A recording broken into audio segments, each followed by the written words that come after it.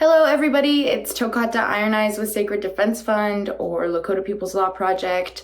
I want to tell you about my experience at Climate Week in New York City.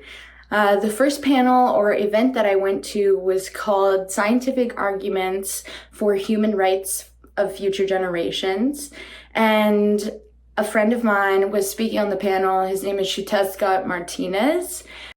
The next event that I attended was with Women's Earth and Climate Action Network called Women on the Front Lines, and there were people who were representing the Amazon and also Native North America. This was all majorly Indigenous people's voices on this panel, and I think just to see that as sort of a trend, and also to be able to see so many Indigenous faces just generally around all of these events means a lot to me and is super important.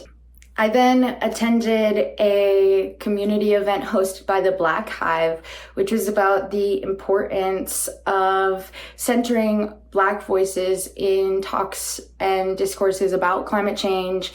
The next morning, I decided I was going to attend a protest of the arrival of Benjamin Netanyahu, the Prime Minister of Israel. So the protest to arrest Benjamin Netanyahu for being a war criminal and for his crimes against humanity in Palestine.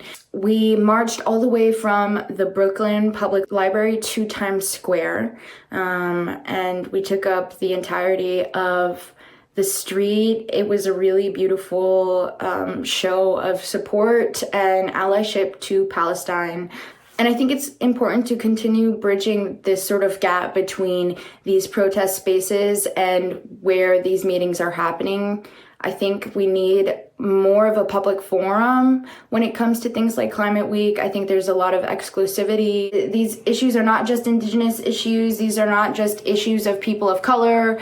These issues are for everyone, and they will be questions that everyone will have to ask.